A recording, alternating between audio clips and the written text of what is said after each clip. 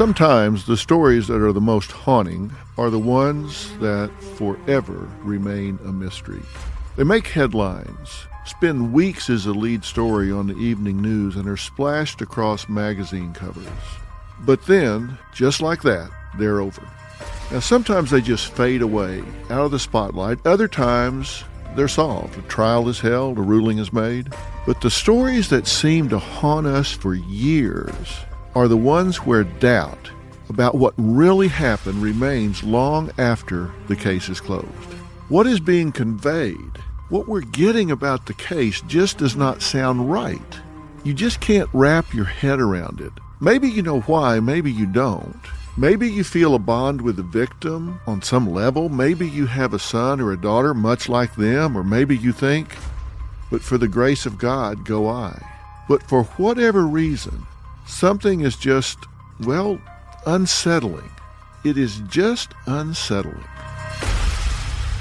These are the stories that keep us up at night, the stories that make us obsess over documentaries and true crime series. These are the stories where there are so many unanswered questions, we hit the internet, joining chat rooms and Reddits and making us want to be armchair detectives. A case where the resolution, or lack thereof, leaves you hungry for the truth, for facts. But the only person who knows for certain what really happened, the only person who knows the truth, tragically is dead and buried along with their secrets. This is one of those stories that has kept millions of people up at night. The old saying goes, dead men tell no tales. And in this instance, neither does a dead woman. And that's what we know for sure. A woman is dead. Not much else is for sure. In 2011, a beautiful young brunette is found dead, hanging from the balcony of her older boyfriend's breathtaking multi-million-dollar mansion. Her body is nude. Her hands and feet are bound, her hands tied tightly behind her back, and her mouth is gagged with a blue t-shirt. Now think about that for a second, because all of that's going to mean something. It's going to mean a lot as we move forward. Her body is nude, her hands and feet are bound, her hands are bound behind her back, and she's gagged. Why do you gag people? Well, you gag them to keep them quiet. Despite strange and suspicious circumstances, police rule her death a suicide. But did something much more sinister occur behind these mansion walls? When this woman was alive, she had the perfect shiny brown hair, the perfect smile, the perfect body, and seemingly a perfect life. So why would she kill herself? Was there a secret darkness? Was this really a suicide? Or was there a chance that this was a murder? A perfect murder. Now, emergency, what are you reporting? Yeah, I got a girl hung herself. Sir, is she still alive? I don't know. 32-year-old Rebecca Zahau was found hanging nude and bound from a balcony in the mansion's courtyard. The house belongs to Jonah Shacknai, an Arizona pharmaceutical tycoon. Our office concluded that the cause of death was hanging and the manner of death was suicide. The Zahau family does not believe that she committed suicide. As soon as I found out that she was naked and she was bound, it confirmed my fear that she did not commit suicide. She was murdered. They did not give my sister a fair investigation. She had dirty feet. There's no footprints on the carpet from dirty feet. There's a chair knocked over. They didn't look at a pair of women's underwear in a garbage can in the guest house. They didn't look at black gloves at the scene. How does she tie her hands behind her back with that elaborate knotting? We said this would take a Cirque du Soleil contortionist artist to do this. Questions remained. Why? And more importantly, how could someone bind their own wrists together tightly behind their own back using intricate knots before jumping to their death out of a mansion window? And what did a cryptic message, quote, "She saved him, can you save her?" close quotes, painted in menacing black letters and scrawled on the bedroom door? What could it mean, and who wrote it? Now, having been trained as a psychologist, the most glaring red flag of all is that this method of suicide is really, really rare for women. Her naked body was on display, trussed up and gagged outside on the front of the house. So very public. Women just don't usually do that. And they don't usually choose hanging as a method of suicide. It's much more common for women to overdose on drugs or slit their wrist, usually in a warm tub of water, something where it's less traumatic, more comfortable. As someone who is trained not just as a psychologist, but as a forensic psychologist and worked to help profile criminals in numerous cases over 40 years, I have to tell you, this screams like a crime committed by someone with hatred, someone who wanted vengeance, someone who wanted to shame this woman, but why? What could be the motive? Well, in the days before this woman's death, another horrifying event occurred inside that very same mansion. What are the odds? And that event could answer the question about why she would take her life. A tragic accident that could have left plenty of people angry enough, heartbroken enough, devastated enough to lash out in rage, revenge, retribution, maybe even to kill. So something happened that could have motivated her, could have motivated others. This series is Mansion of Secrets, the mysterious death of Rebecca Zahau. Green Chef is the first USDA-certified organic meal kit company. Green Chef is now owned by HelloFresh and with a wider array of meal plans to choose from. Love switching it up? Now you can enjoy both brands at a discount with me. Choosing Green Chef means choosing real foods that support a healthy lifestyle. You can count on meals that are good for your body. Green Chef offers unique farm-fresh ingredients and premium proteins. The beef tenderloin with tomato shallot sauce. Now this is a restaurant-worthy meal that's guaranteed to wow. The paleo-friendly meal is fantastic and simple to make. Robin and I have fun creating Green Chef meals. It fits perfectly with our diet and lifestyle. So go to greenchef.com/60mystery and use code 60mystery to get 60% off plus 20% off your next 2 months. That's greenchef.com/60mystery and use code 60mystery to get 60% off plus 20% off your next 2 months. The #1 meal kit for eating well. This story begins in San Diego, California at 1043 Ocean Boulevard. The historic Spreckels Mansion sits just steps away from the sparkling Pacific Ocean, surrounded by sweeping views and lush manicured lawns. The $17 million Spanish Revival estate is known as one of the most beautiful properties in America. In the 1920s, dignitaries and royalty flocked to stay in the lavish guest house. The house was built in 1908 by the rich heir to a sugar company, who also owned the storied Hotel del Coronado, which sat just a stone's throw away by the ocean's edge. The famed hotel was at one time the largest resort in the world, referred to those in the know as just the Del. It was the epitome of glamour and riches. It was where celebrities rubbed elbows and sipped cocktails by the water. It was the sun-drenched location where they shot the Marilyn Monroe movie, Some Like It Hot. The Del became so legendary that it sparked countless tales of ghosts and hauntings. Little did anyone know that one day the beautiful family home next door would become more notorious than the iconic hotel, and the story of what happened there would be far more chilling than any story about ghosts haunting the hotel's halls. Behind this beachfront mansion's beautiful facade lies a definite, foreboding darkness.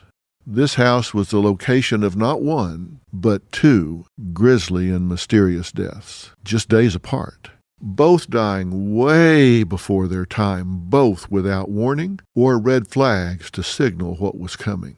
2 people died that just simply weren't on the road to tragedy. Now, as someone who has analyzed many criminals and crime scenes and countless deaths where the person died from a broad array of causes, I have learned that people, witnesses, and investigators, even the most experienced and well-intended, begin to build biases and see the evidence through filters tainted by developing beliefs. Now, this is not a sinister phenomenon. It is just human nature. How many times have you stared at a problem hours on end, looking for the solution, looking for what's wrong, only to have a fresh set of eyes walk right in and spot something material, something critical in just a matter of minutes? You've stared at it forever. They walk in and go, oh, there it is. As we lay out the story of these two deaths, I want you and I to go through all of the relevant facts, evidence, and testimony, and I want you to be that fresh set of eyes on behalf of Rebecca Zahau. She and her lovely family, as well as her former devoted boyfriend, deserve no less. As we progress, please, I want to hear from you. You are my fresh set of eyes and ears. I want you to think like a criminal profiler. They take the evidence and first determine, was a crime committed? They look at it from every angle to determine if a crime was committed, if what they are looking at is not an accident or a suicide or an act of God, but an actual crime, an act of malice. And if so, what kind of person would commit that type of crime? What can a body and the evidence surrounding it tell you? What can it tell you about its killer if there was one? Was he or she right-handed or left-handed? What does it tell you about his or her possible motive? Was there anger or passion? I want to figuratively deputize you to help me solve this tragic puzzle. I've been involved in this case for a long time. I've talked to a lot of the key players here. I've studied this evidence. I've talked to experts. Maybe you're going to see something. Maybe you're going to hear something. And you're going to send me a message that tells me something I need to see that I've been staring at but hasn't jumped out at me. So when I say I want to hear from you, I really mean that. Because here's the question. Was this in fact a heartbreaking suicide as it has been ruled? Or was there foul play? Now think about what you know so far. If there was a crime, if there was a murder, think about what that person had to do to get this healthy young woman naked, hands bound behind her back, gagged, noose around her neck, and thrown over the railing of a balcony. We're talking about a sick, twisted, cold-blooded killer here. We're not talking about somebody that just on impulse pulled a trigger or slashed with a knife. We're talking about someone that methodically, in a multi-step process, staged a suicide scene. How did they do that? How did they incapacitate this woman if they did that? And people often ask me, Dr. Phil, who does that kind of thing? And as I said, when people ask me that question, it is not rhetorical. When people ask me that question, they really want to know who does that kind of thing. What kind of personality, what kind of pain, what kind of anger and rage drives somebody to do that? They want to know so they can spot this in their own lives. And before we're done, I intend to answer that question. Now, before any mystery occurs, there is always a first link in the chain, a trigger or a spark, if you will, that ignites and tumbles the entire house of cards. The spark in this case seems to have ignited 2 days before Rebecca Zahau's death, inside the Spreckels Mansion on a beautiful Southern California day. 32-year-old Rebecca seems to have it all.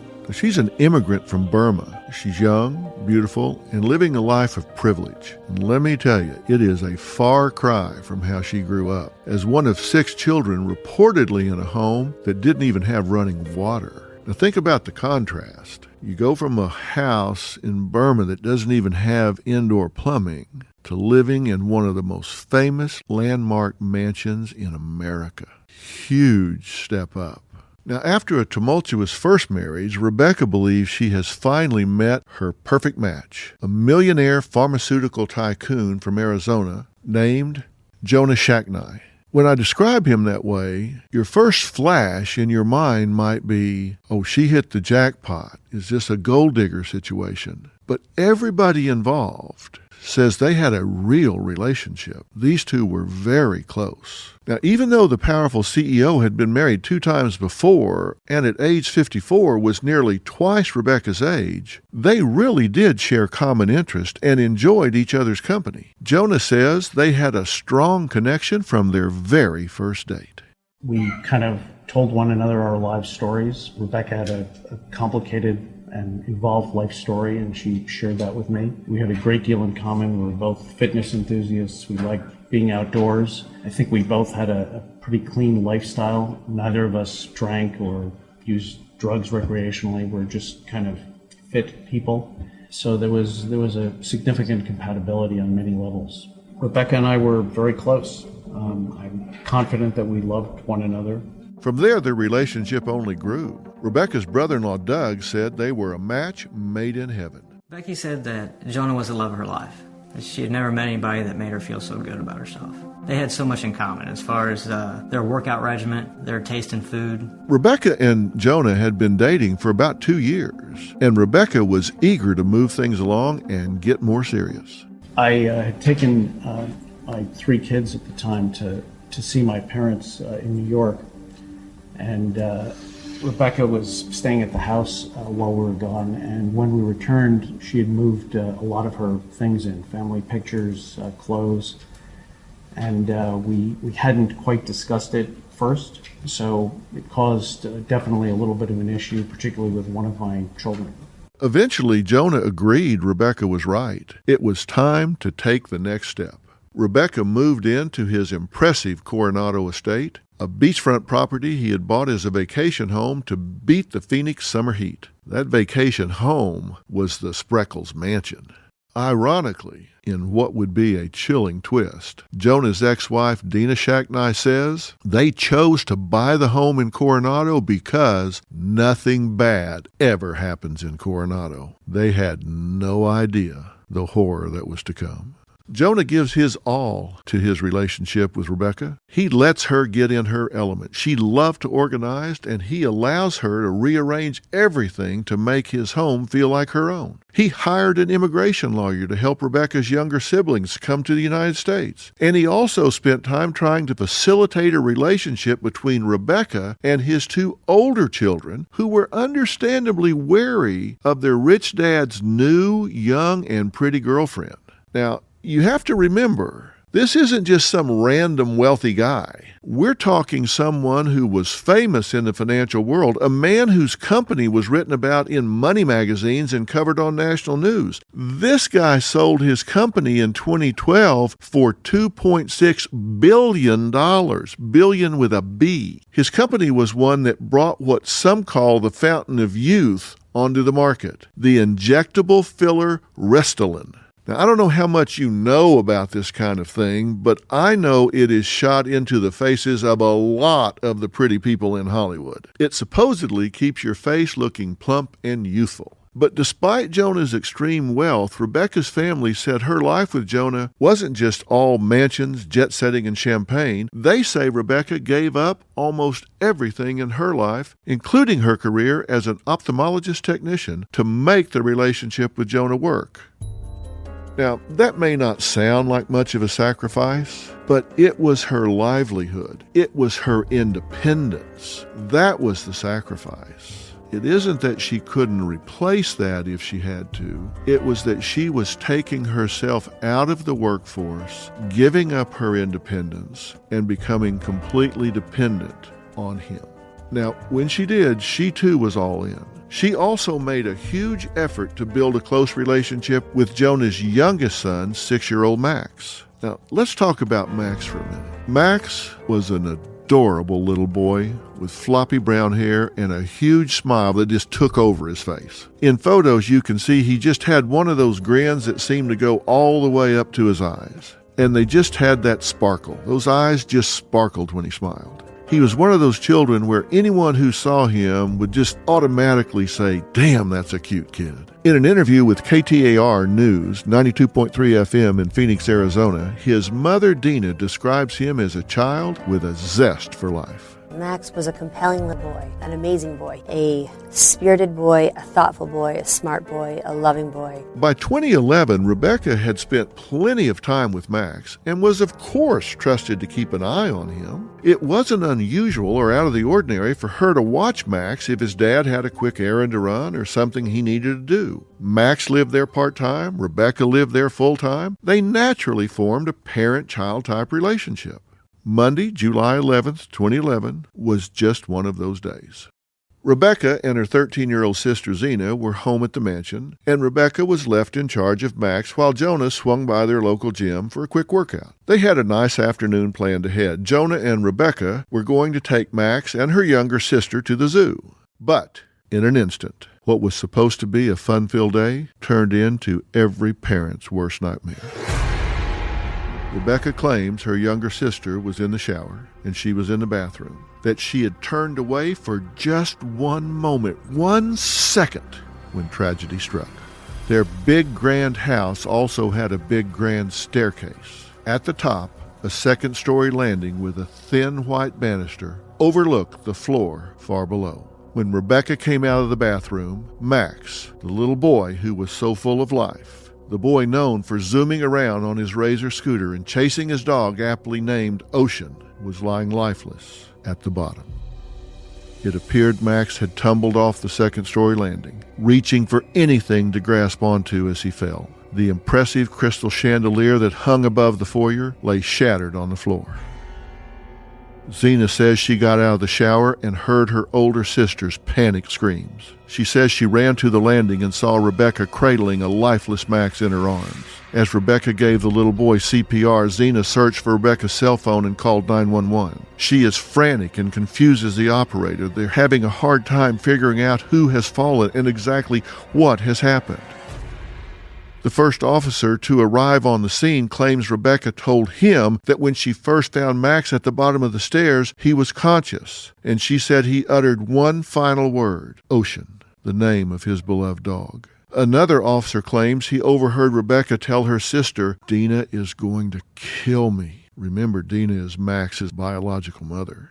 Jonah was still at the gym when he got the call that would change his life forever. The call came from Rebecca's cell, but when he picked it up, she didn't speak. All he heard was chaos, screaming, and pure panic. He knew immediately something was terribly wrong. It was a moment he describes as an unimaginable depth of pain. If you listen carefully, you can hear that, despite his best efforts, he can barely choke back his emotions when he testifies about coming home and seeing his son near death. It was Rebecca's phone, and there was no voice, just a lot of commotion going on in the background. I knew something was wrong, so I ran immediately back to the house. I saw a fire truck, number of police cars, and an ambulance. I saw my son Max laying on the ground near the front door, being attended by some paramedics. A police detective was there, and he followed the ambulance with me in the car to the Coronado Sharp Hospital. He wasn't breathing on his own. He was taken in there, and the physicians and staff desperately tried to resuscitate him.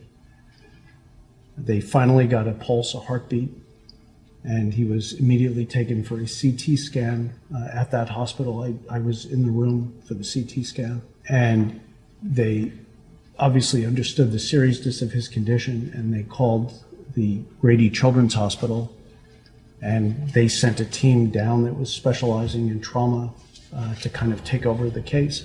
I'm knowledgeable enough medically to understand from the beginning that his condition was very serious. He wasn't breathing. When we first got a consultation with the physicians at Rady's that Monday night, they basically confirmed that Max's condition was very serious, but that with brain injuries, you don't know exactly what's going to happen, that they were going to do their best to stabilize him. They were going to induce something called a medically induced coma, just to keep his body with as little stress as possible, and just kind of wait and see what happens. But they were certainly clear that this was a very grave injury. After Max's accident, it is a hellish few days for his family and for Rebecca. They are waiting for news, any news, good or bad at this point. Doctors don't know really the full extent of Max's injuries. Max was in a medically induced coma, and sometimes there's so little known about brain injuries. They can really go either way. What was known is that Max had brain damage as a result of his injuries. A medical examiner said Max fractured several facial bones and suffered a severe injury to his spinal cord. The injury to his spine then interfered with his heart rate and breathing. Now, I said you don't always know a lot with brain injuries. The problem with closed head injuries is despite all of our current technology, x-rays, CT scans, MRIs, we still do not have the ability to create perfectly accurate images of brain structures and how they may have changed with trauma. Now, in addition to physical insult, there are two other factors, at least, that can become outcome determinative. First, the disruption of neurotransmitters and electrical activity can be terribly disrupted. Also, interrupted blood flow and therefore oxygen can create serious tissue damage. And the margins, the room inside the intracranial space, especially with a child, is so slight, so little, that any swelling can create so much pressure that it can be fatal. You add all of these factors together in one tragic moment in time, and the chances of survival can become really infinitesimal.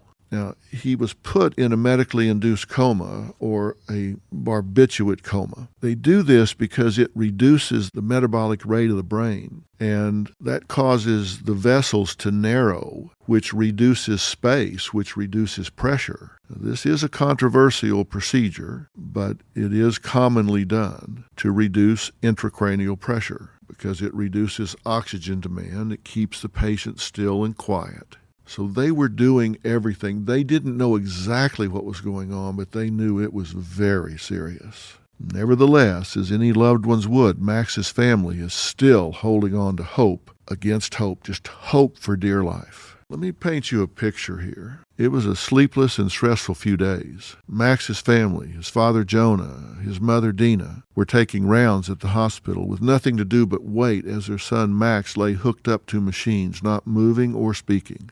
They were praying for good news, any news from his team of doctors. Rebecca stayed at home, taking care of anything and everything she could, helping and supporting Jonah. Jonah says he was worried about Rebecca being at the hospital. He didn't want to upset Max's mother, and he thought seeing the woman upon whose watch this horrific injury to this precious innocent child, her child, had happened, might very well trigger her. Rebecca's family offered their moral support as she too waited to hear news about the child. They said she loved him like her own. During this wait, in those long hours at the hospital, none of them knew that Max would die 6 days later. And certainly none of them knew that first there would be another lifeless body found at the mansion. As Max clung to life in the hospital, the house bore witness to another tragedy inside. Another body tumbling over another banister. This grisly death was Rebecca's.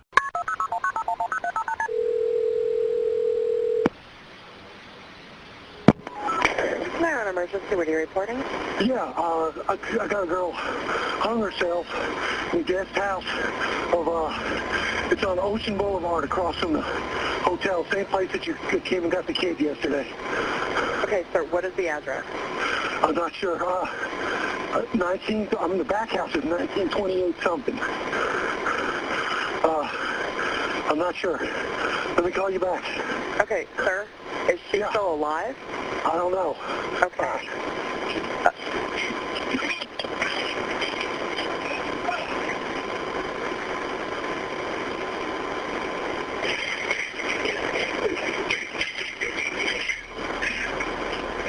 What you do? Sir, are you there?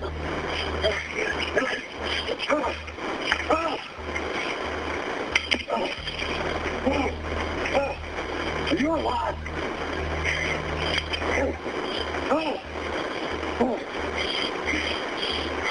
Hello.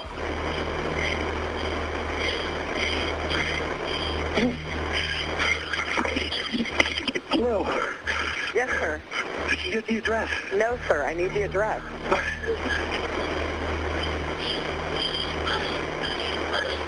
Here's CPO right now. She came here yesterday to pick up a little boy. Okay, sir, I wasn't working yesterday. I don't know what you're talking about. Records? Sir, I checked all of the records yesterday. I can't find anything on Ocean Boulevard. Can you tell me what the address is? I'm looking. Just start sending them toward the hotel. Okay, I understand that. I just need the exact address. I can't help you until I have the address.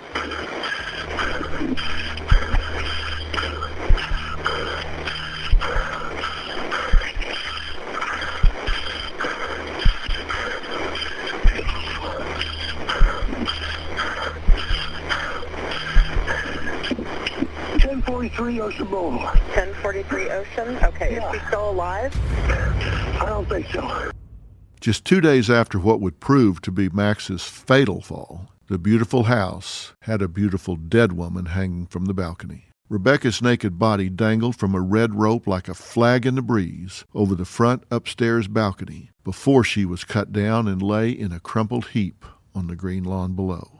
32-year-old Rebecca Zahau was found hanging nude and bound from a balcony in the mansion's courtyard. Zahau's nude body was found just days after her boyfriend's son took a fall at the home that would end his life. According to family members, Rebecca Zahau was watching over Max at the time. Zahau had been dating Jonah Shacknai for at least 2 years. Police ruled Rebecca's shocking death a suicide. After all, a tragic accident had occurred on Rebecca's watch just days before. Police said that hours before she died, Rebecca listened to a voicemail Jonah had left, telling her Max was not going to survive. It only made sense that Rebecca might have blamed herself for Max's accident. She was the adult at home, she was the one in charge, she was the one responsible.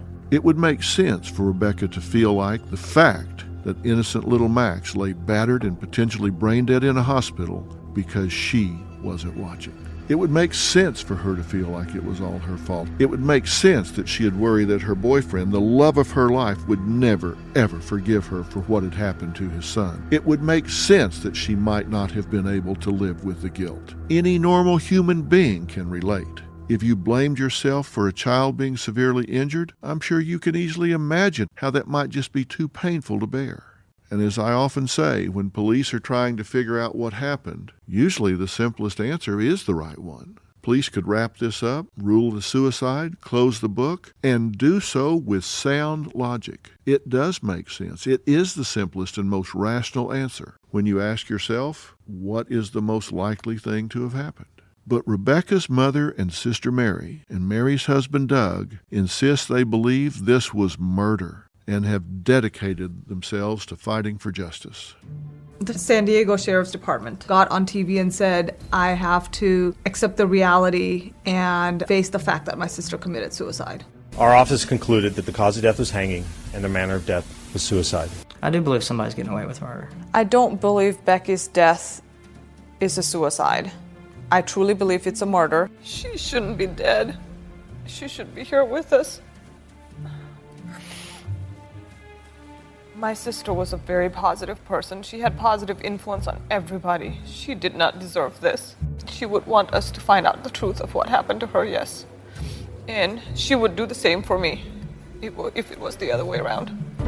They say investigators didn't consider some major holes with the police's theory of suicide.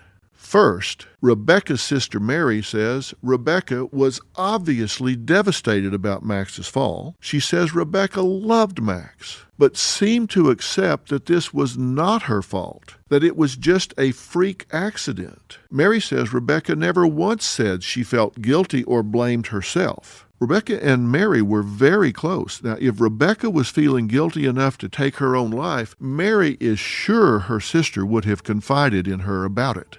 She heard a loud noise and she came out of the bathroom to check what that noise was. Becky found Max on the floor. She told me that he was unconscious and she did CPR. She felt horrible. She said it was something that she couldn't have prevented, but she did not feel guilty about it. My sister was upset like any adult would be. You know, if there was a child injured, she was upset about it, but not upset to kill herself. And the funny part is, it was the only people that came up with that theory was Jonah Shacknai and the Sheriff's Department.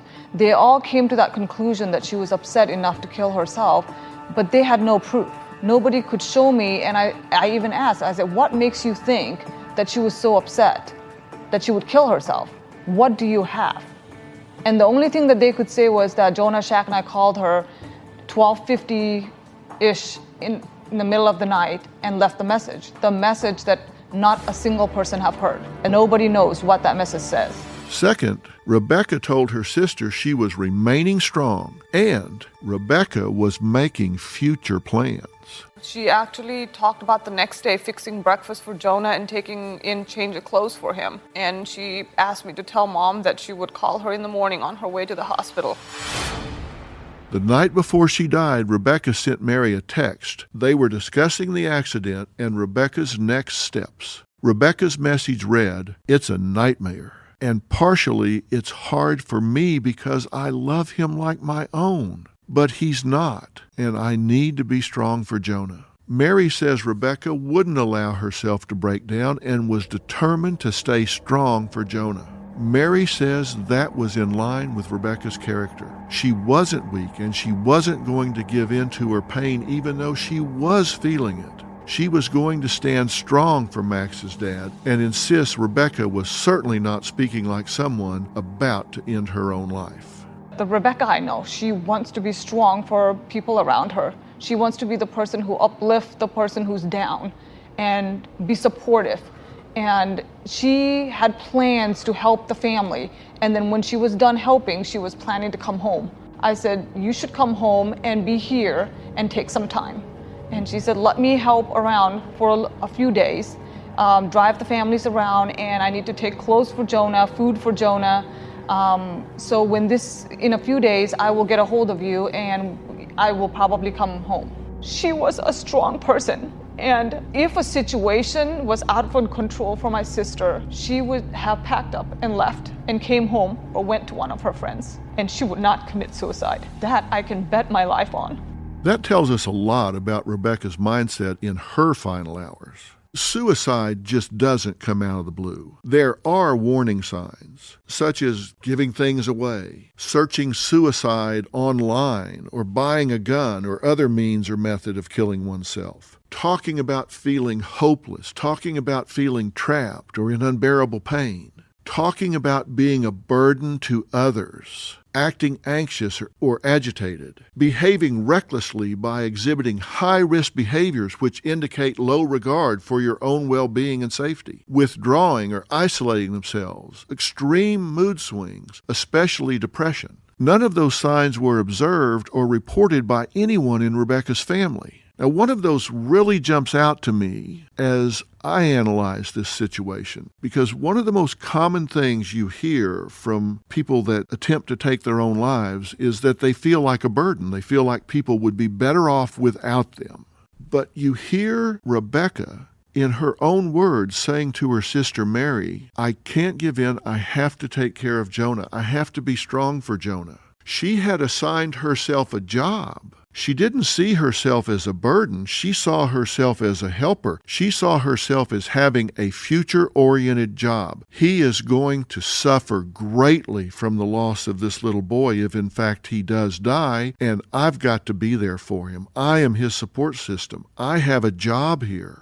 That doesn't sound like someone that sees themselves as a burden. That doesn't sound like someone who feels people would be better without them in this world. That doesn't sound like someone who thinks this person would be better if they had 2 deaths to deal with instead of 1. So from a psychological perspective, I just don't hear the mindset of someone that has decided to exit this life as a gift to those she loves. She did make a call to board the dog, but that can be easily explained. Who wouldn't want to make sure the dog is A, taken care of, and B, out of the way?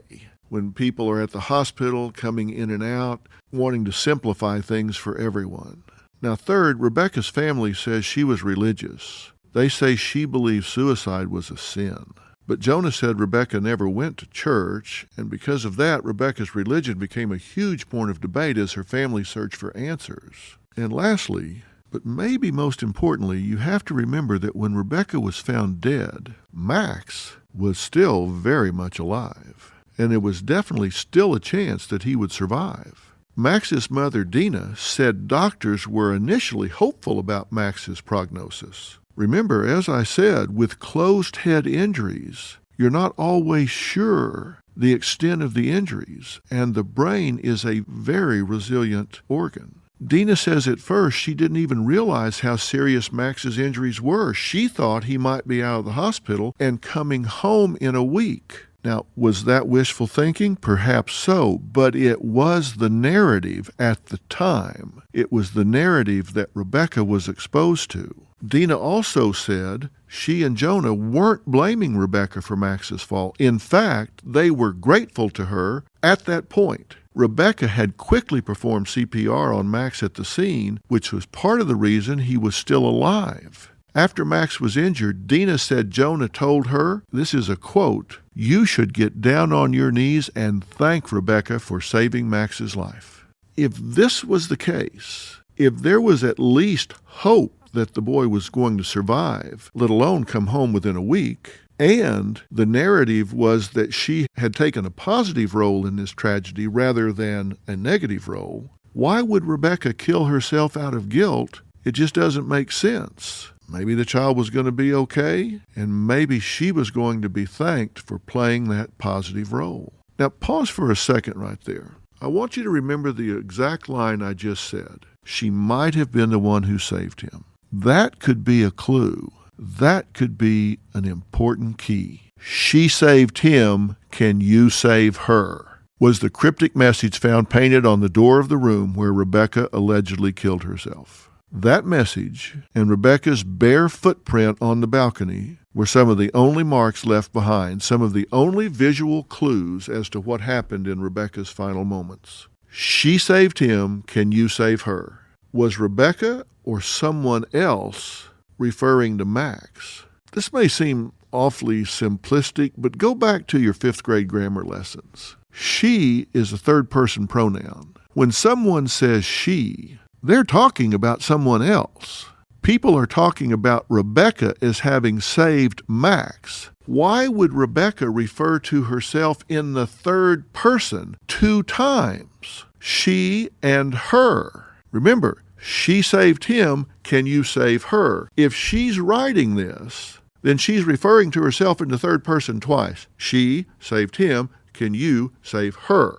I had an uncle that worked as a homicide detective in Texas for over 40 years. Now, he did not originate this saying, but he sure hammered it home to me as a teenager when he said to me, "Boy, when you commit a crime, there are 1,000 ways to get caught. If you can think of 900 of them, you are a genius, and kid, you ain't no genius."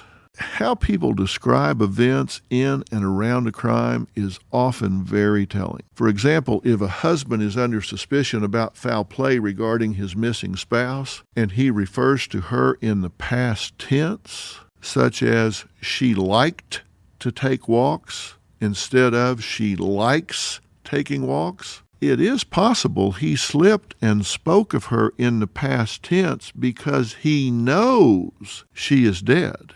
Is that what we're seeing here? Someone just didn't know about first, second, and third person pronouns. What is more likely? Rebecca was an artist and a painter. She was also described as incredibly neat and organized. Would she, on her exit from this world, even in a fit of grief and desperation, have painted those words in such a jagged, haphazard, and menacing scrawl?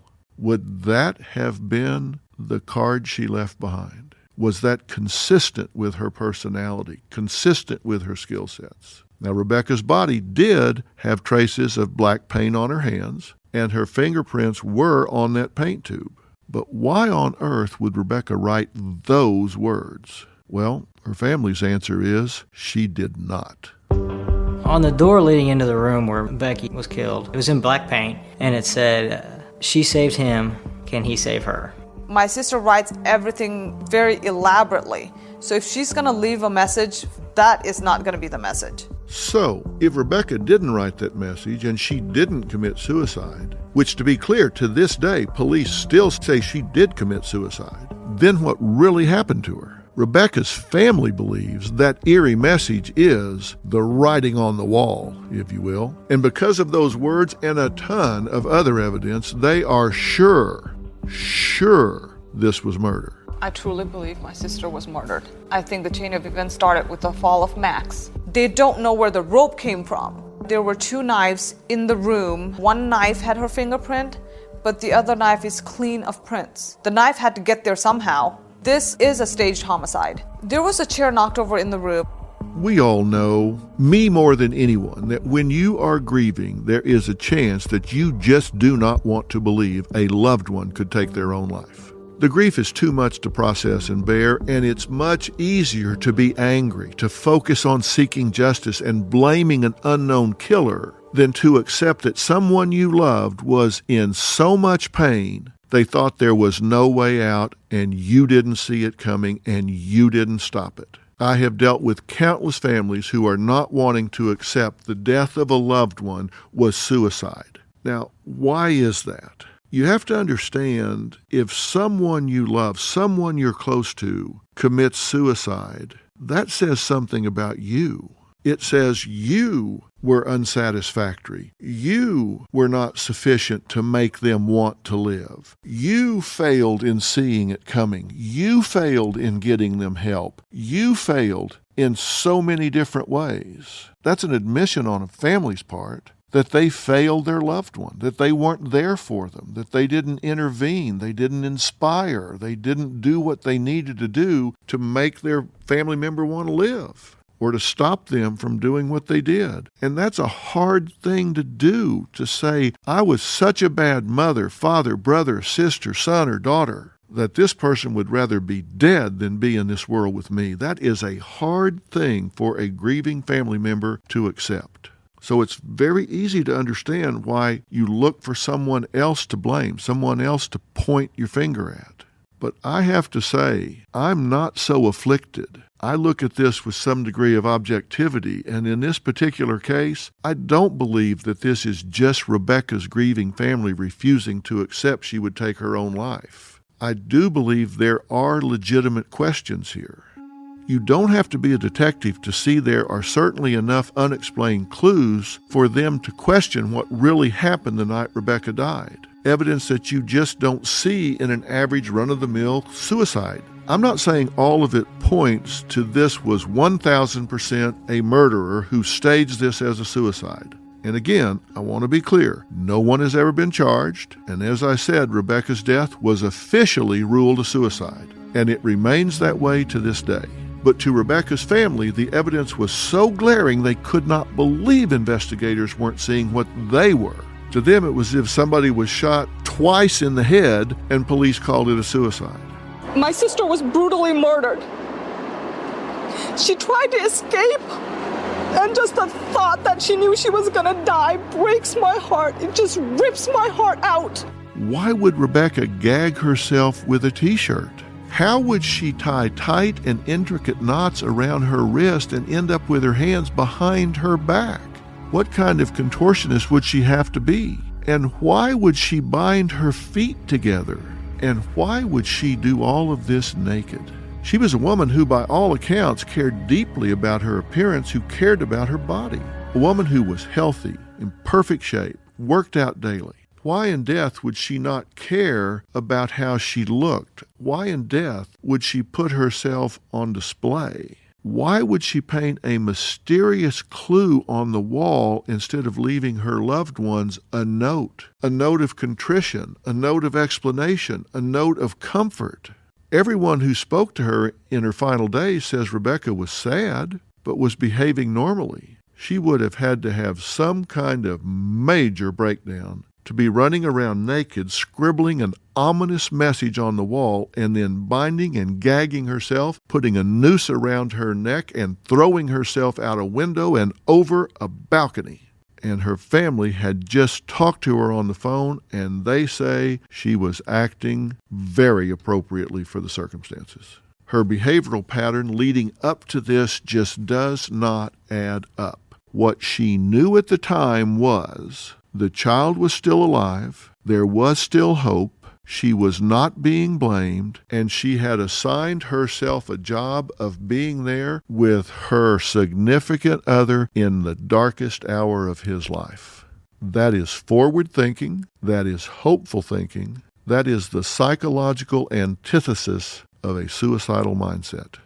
An attorney hired by the family says, all signs point to foul play. And the knife police say Rebecca used to cut the rope that became her noose may hold evidence that points to someone else in that room with her the night she died.